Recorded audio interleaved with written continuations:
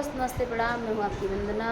मैं हूँ आपकी अर्चना। स्वागत करती हूँ उषा कुशवाहा के चैनल पे। आप सभी का एक बहुत ही प्यारा ललनवा विवाह गीत लेके आई हूँ। कैसे लगेगा कमेंट में ज़रूर बताना और दीदी के चैनल को ज़्यादा से ज़्यादा सपोर्ट करना। सासू जी के नौआ ननद जी के बरिया, अरे हमारा संदेशा लैके जाऊँ रे ललनवा, अरे हमारा संदेशा लैके जाऊँ रे ललनवा। ई संदेशवा कहा सासू जी के अगवा, अरे ससुर के दिहा समझाई रे ललनवा, अरे ससुर के दिहा समझाई रे ललनवा। ऐसन गहनवा तू लाया मोरे ससुर, अरे डलवा चूहिल होई जाई रे ललनवा, अरे डलवा चूहिल होई जाई रे ललनवा। सासू जी के नौआ ननद जी के बरिया, अरे हमारा संदेशा लैके जाऊँ रे ललनवा, अरे हमारा संदेशा लैके जाऊँ रे ललनवा।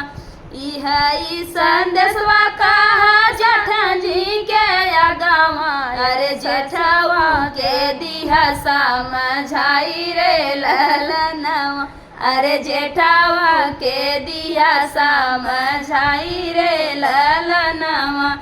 ऐसन सड़िया लिया मोरे जेठवा, अरे मड़वाया जोर होई जाई रे ललनवा, अरे मड़वाया जोर होई जाई रे ललनवा। सासू जी के नौआ ननद जी के बरिया, अरे हमारा संदेशा लैके जाऊँ रे ललनवा, अरे हमारा संदेशा लैके जाऊँ रे ललनवा।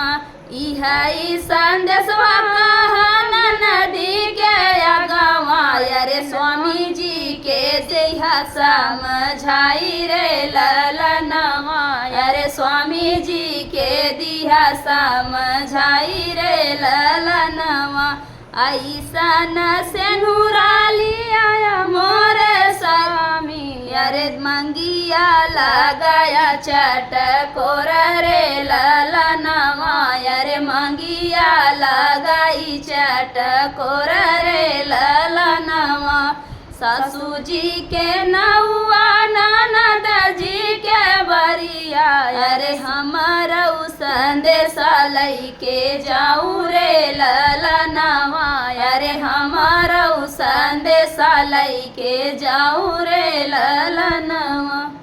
तो फ्रेंड, बेटी विवाह गीत था, आप लोग को कैसा लगा कमेंट बॉक्स में बताना। फिर मैं देखिए नए गाने साथ, तब तक के लिए बाय बाय दोस्तों।